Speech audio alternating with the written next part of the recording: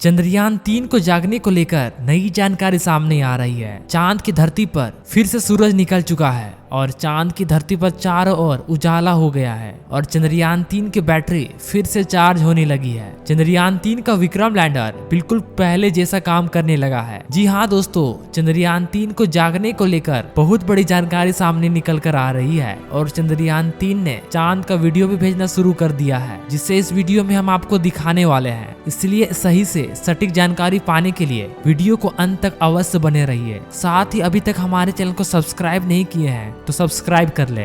जैसा कि आप लोग को पता ही होगा कि पहली बार जब चांद पर सुबह हुई थी तो चंद्रयान 3 ने नहीं जा पाया था और वैज्ञानिकों ने खूब प्रयास किया था जगाने के लिए, लेकिन विक्रम लैंडर की ओर से धरती तक सिग्नल तो आने लगा था, फिर भी उसे जागते जागते चांद पर अंधेरा हो गया था और चंद्रयान 3 नहीं जाग सका। इस बार चांद की धरती पर 20 अक्टूबर के दिन सूरज निकलने शुरू हो गया था और इस समय अब चांद पर लगभग दोपहर हो चुकी है और चंद्रयान 3 के विक्रम लैंडर और प्रज्ञान रोवर को जागने को लेकर नई जानकारी सामने आ रही है। जैसा कि आप लोग को मालूम होगा कि पिछले बार यानी कि लगभग 27 सितंबर तक विक्रम लैंडर की ओर से धरती तक इसरो के हेड ऑफिस में सिग्नल आना शुरू हो गया था, लेकिन वैज्ञानिकों की खूब प्रयास करने के बावजूद भी कनेक्शन स्टैब्लिश नहीं हो सका था। यानी कि विक्रम लैंडर पूरी तरह से जाग चुका था और उसके सारे पेलोड उपकरण बिल्कुल पहले जैसा काम करने लगे थे, केवल उसे संपर्क स्थापित कर पाना बाकी रह गया था, जिसके लिए वैज्ञानिकों ने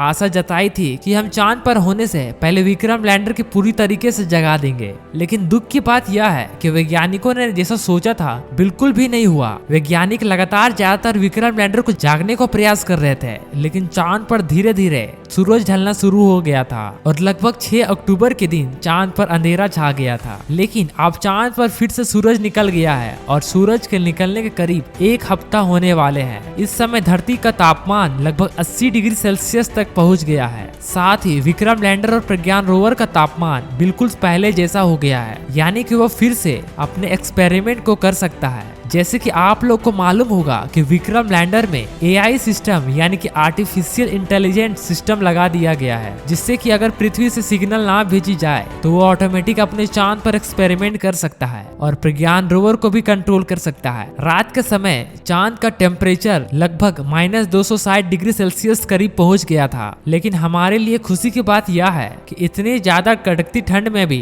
हमारे प्रज्ञान रोवर विक्रम लैंडर सीना तान कर चांद की धरती पर खड़े रहे। अमेरिका को तो यकीन भी नहीं हो रहा था कि भारत का भी द्वारा चंद्रयान 3 को चांद पर भेजा गया है, इसलिए चांद के ऑर्बिट में घूम रहे अमेरिकी स्पेसक्राफ्ट द्वारा चांद के दक्षिणी ध्रुव की एक फोटो वीडियोस के साथ कैप्चर की गई और वो वीडियो के देखकर अमेरिका के वैज्ञानिकों को होश उड़ गए। ऐसा इसलिए हुआ क्योंकि रात के समय चांद के दक्षिणी ध्रुव पर भारत का विक्रम लैंडर और प्रज्ञान रोवर सीना तान कर खड़ा था, जो कि अमेरिका के वैज्ञानिकों को साफ साफ दिखाई दिया, क्योंकि अमेरिका को यकीन नहीं हो रहा था कि जहां तक अमेरिका के खुद की हिम्मत भी नहीं हुई पहुंचने की, वहां पर भला भारत अपने चंद्रयान को कैसे भेज सकता है। आपको बता दे कि चंद्रयान की मिट्टी काफी ज्यादा महीन होती है और इसलिए चांद पर थोड़ी सी भी आंधी आ जाए तो विक्रम लैंडर को तबाह कर सकती है। लेकिन इसमें हमें घबराने की बात नहीं है, क्योंकि चांद पर वायुमंडल मौजूद नहीं है, इसलिए चांद पर आंधी कभी भी नहीं आ सकती। हमारे भारत को चंद्रयान के द्वारा सबसे बड़ा खतरा तो यह है कि चांद पर उल्कापिंडों की बारिश होती रहती है और अगर एक भी उल्कापिंड हमारे चंद्रयान 3 के विक्रम लैंडर के आसपास गिर गया